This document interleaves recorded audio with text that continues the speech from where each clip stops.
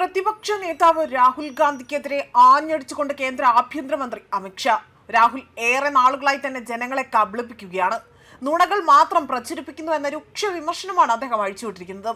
തീവ്ര വോട്ടർ പട്ടിക പുനർപരിശോധനാ വിഷയത്തിൽ പ്രതിപക്ഷം ജനങ്ങളെ തെറ്റിദ്ധരിപ്പിക്കുകയാണ് എന്നും നുണകൾ പ്രചരിപ്പിക്കുകയാണ് എന്നും അദ്ദേഹം പറഞ്ഞു.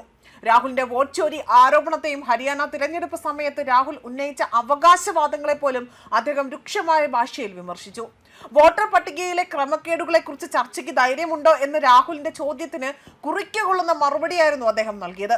താൻ എന്തു പറയണമെന്ന് ആരും നിർദ്ദേശിക്കേണ്ട എന്നും ഇന്ത്യൻ പൗരത്വം നേടുന്നതിന് മുൻപേ തന്നെ സോണിയാഗാന്ധി എങ്ങനെയാണ് അവിടെ വോട്ടർ ആയതെന്നും അമിത്ഷാ എടുത്തു കാണിക്കുകയും രാഹുലിനോട് ചോദ്യങ്ങൾ ചോദിക്കുകയുമാണ് ചെയ്തിരിക്കുന്നത്.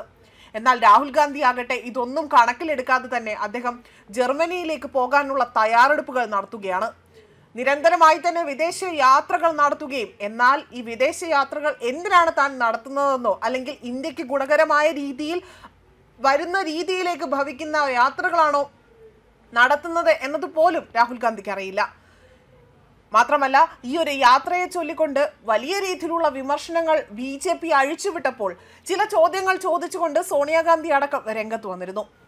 അത് ഇങ്ങനെയായിരുന്നു: നിങ്ങളുടെ പ്രധാനമന്ത്രി നരേന്ദ്രമോദി, അതായത് നിങ്ങളുടെ നേതാവായ നരേന്ദ്രമോദി ലോകം ചുറ്റുന്നുണ്ടല്ലോ, വിദേശ രാജ്യങ്ങളിൽ പല ദിവസങ്ങളിലായി തന്നെ പോകുന്നുണ്ടല്ലോ, പിന്നെ എന്തിനാണ് രാഹുൽ ഗാന്ധിയെ ഇത്തരത്തിൽ വിദേശ യാത്രകൾ നടത്തുമ്പോൾ ചോദ്യം ചെയ്യുന്നത് എന്നതായിരുന്നു. എന്നാൽ ഇതിനെല്ലാം മറുപടി നൽകിക്കൊണ്ടായിരുന്നു BJP പിന്നീട് രംഗത്ത് വന്നത്. രാഹുലിനെതിരെ കടുത്ത ഭാഷയിൽ വിമർശനം അഴിച്ചുവിട്ടു. ഇപ്പോൾ വീണ്ടും അവിടെ വോട്ട് ചോരി പ്രചരണവുമായി തന്നെ വീണ്ടും തിരഞ്ഞെടുപ്പ് അടുക്കുമ്പോൾ വീണ്ടും അതൊന്ന് കൊഴുപ്പിക്കാനുള്ള തത്രപ്പാടാണ് കോൺഗ്രസ് നടത്തുന്നത്. എന്നാൽ ഈ പറയുന്ന രാഹുൽ ഗാന്ധി ആകട്ടെ ബീഹാർ തിരഞ്ഞെടുപ്പ് നടക്കുന്ന വേളയിൽ പോലും അദ്ദേഹം ഇന്ത്യയിൽ ഉണ്ടായിരുന്നില്ല. അദ്ദേഹം വിദേശ യാത്രകൾ നടത്തിക്കൊണ്ട് കോൺഗ്രസിനെ നയിക്കാൻ ആരുമില്ലാതെ കുത്തഴിഞ്ഞ ഒരു പാർട്ടിയായി മാറുകയാണ് ഇപ്പോൾ കോൺഗ്രസ് ചെയ്തിരിക്കുന്നത്. അതേപോലെ തന്നെ തിരഞ്ഞെടുപ്പ് കമ്മീഷൻ ഭരണഘടനാ സ്ഥാപനമാണ് എന്നും കേന്ദ്ര സർക്കാരിന്റെ നിർദ്ദേശങ്ങൾക്ക് അനുസരിച്ചുകൊണ്ട് പ്രവർത്തിക്കുന്നില്ല എന്നും അമിത്ഷാ ഇവിടെ രാഹുലിന് അന്ത്യശാസനം നൽകിയിരിക്കുകയാണ്. അതുപോലെ തന്നെ സ്വാതന്ത്ര്യവും നീതിയുക്തവുമായ തിരഞ്ഞെടുപ്പ് നടത്തേണ്ടത് തിരഞ്ഞെടുപ്പ് കമ്മീഷന്റെ ഉത്തരവാദിത്തമാണ്.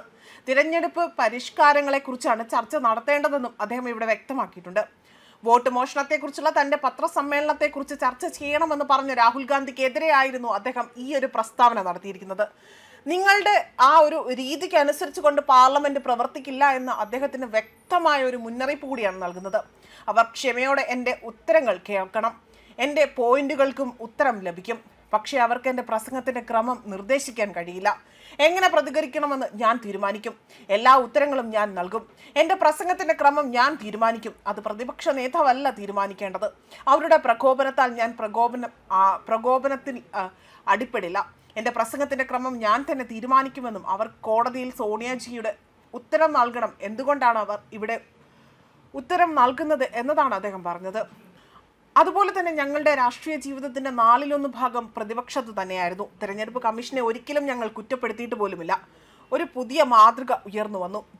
മമതാ ബാനർജി ഇക്കാര്യങ്ങൾ ആരോപിച്ചു. പിന്നീട് സ്റ്റാലിൻ, രാഹുൽ ഗാന്ധി, ഖാർഗെ, അഖിലേഷ് യാദവ്, ഹേമന്ത് സോച്ച്, അതുപോലെ തന്നെ മറ്റ് വ്യക്തികളെല്ലാം തന്നെ ഈ രീതിയിൽ കോൺഗ്രസ് പാർട്ടിക്കുള്ളിൽ മാത്രമേ നിലനിന്നിട്ടുള്ളൂ. എന്നാൽ ഇപ്പോൾ അത് മുഴുവൻ ഇന്ത്യൻ യൂണിയനിലേക്കും വ്യാപിക്കുകയാണ് ചെയ്തിരിക്കുന്നത്. വോട്ടർ പട്ടിക അഴിമതി നിറഞ്ഞതാണെങ്കിൽ പോലും നിങ്ങൾ എന്തിനാണ് സത്യപ്രതിജ്ഞ ചെയ്തത്? BJPയിലെയും NDAയിലെയും ആളുകൾ ഒരിക്കൽ ചർച്ചയിൽ നിന്ന് ഒളിച്ചോടിയതല്ലേ എന്ന് പോലും അമിത്ഷാ ഇവിടെ ചോദ്യം ഉന്നയിക്കുകയും ചെയ്തു. എന്നാൽ ഈ ചോദ്യങ്ങൾക്കൊന്നും തന്നെ മറുപടി നൽകാൻ രാഹുലിന് ഇല്ല എന്നതായിരുന്നു മറ്റൊരു വാസ്തവം. ന്യൂസ് ഡെസ്ക് കർമ്മ ന്യൂസ്.